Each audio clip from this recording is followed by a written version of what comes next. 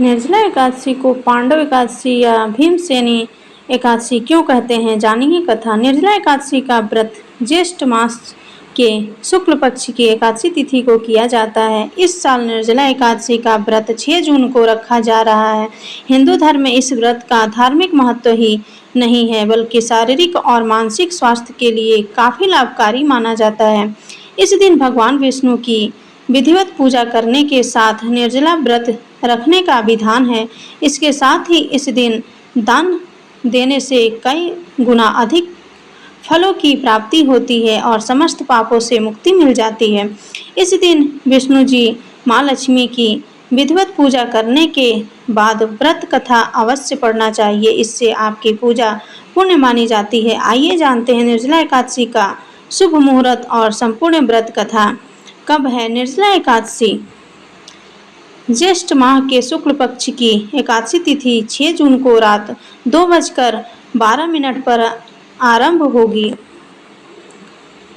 ज्येष्ठ माह के शुक्ल पक्ष की एकादशी तिथि 7 जून को सुबह 4:47 पर समाप्त होगी। ऐसे में उदया तिथि के आधार पर निर्जला एकादशी व्रत 6 जून को रखा जाएगा, जो गृहस्थ लोग रख सकते हैं। इसके अलावा वैष्णव संप्रदाय के लोग 7 जून 2025 को रखेंगे। निर्जला एकादशी व्रत कथा। भीमसेन व्यास जी से कहने लगे कि हे पितामह, भ्राता युधिष्ठिर, माता कुंती, द्रौपदी, अर्जुन, नकुल और सहदेव आदि सब एकादशी का व्रत करने को कहते हैं, परंतु महाराज मैं उनसे कहता हूँ कि भाई, मैं भगवान की भक्ति पूजा आदि तो कर सकता हूँ, दान भी दे सकता हूँ, परंतु भोजन के बिना नहीं रह सकता।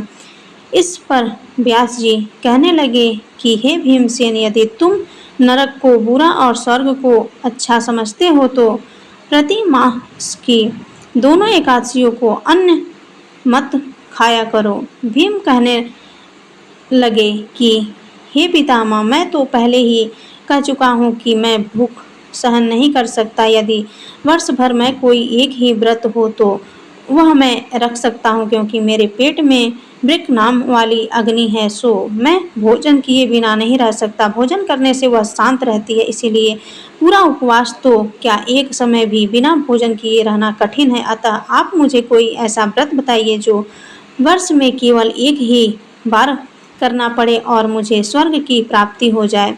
श्री व्यास जी कहने लगे कि हे पुत्र, बड़े बड़े ऋषियों ने बहुत शास्त्र आदि बनाए, जिनसे बिना धन के थोड़े परिश्रम से ही स्वर्ग की प्राप्ति हो सकती है। इसी प्रकार शास्त्रों में दोनों पक्षों की एकादशी का व्रत मुक्ति के लिए रखा जाता है। व्यास जी के वचन सुनकर भीमसेन नरक में जाने के नाम से भयभीत हो गए और कांप कर कहने लगे कि अब क्या करूं? मास में 2 व्रत तो मैं कर नहीं सकता। हाँ, वर्ष में एक व्रत करने का प्रयत्न अवश्य कर सकता हूँ। अतः वर्ष में एक दिन व्रत करने से यदि मेरी मुक्ति हो जाए तो ऐसा कोई व्रत बताइए। यह सुनकर व्यास जी कहने लगे कि वृषभ और मिथुन की संक्रांति के बीच ज्येष्ठ मास के शुक्ल पक्ष की जो एकादशी आती है उसका नाम निर्जला है। तुम उस एकादशी का व्रत करो।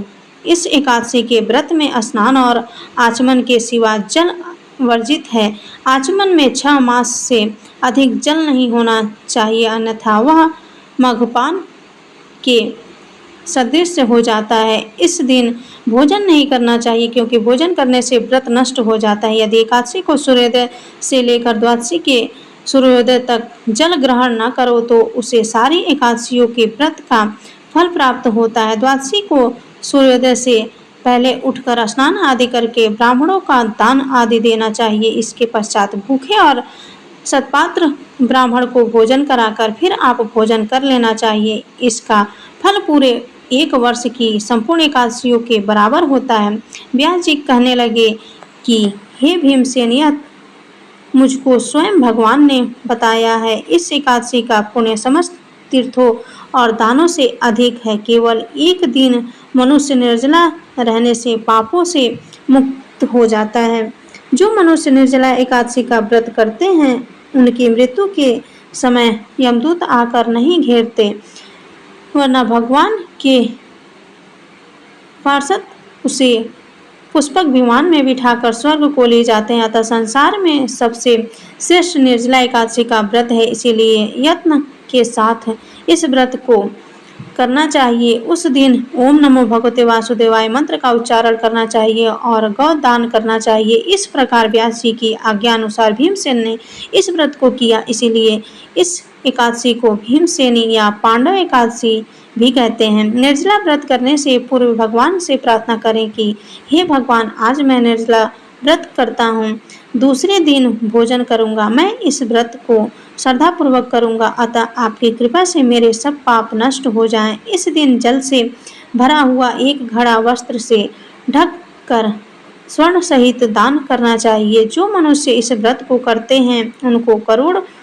फल सोने के दान का फल मिलता है, और जो इस दिन यज्ञादिक करते हैं उनका फल तो वर्णन ही नहीं किया जा सकता है। इस एकादशी के व्रत से मनुष्य विष्णु लोक को प्राप्त होता है। जो मनुष्य इस दिन अन्न खाते हैं वे चांडाल के समान हैं, वे अंत में नरक में जाते हैं।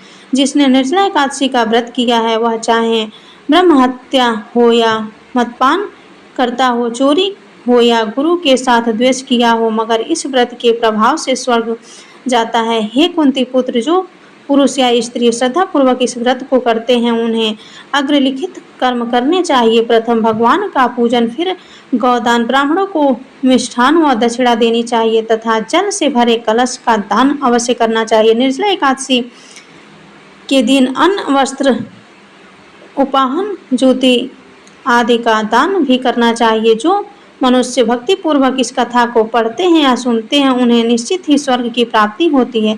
दोस्तों, आज की हमारी वीडियो आपको कैसी लगी हमें कमेंट करके ज़रूर बताएं। अगर आपको हमारी वीडियो अच्छी लगी तो कमेंट बॉक्स में जय माँ लक्ष्मी जरूर लिखें। माता लक्ष्मी आप पर सदैव अपनी कृपा बनाए रखें। वीडियो के अंत तक बने रहने के लिए धन्यवाद।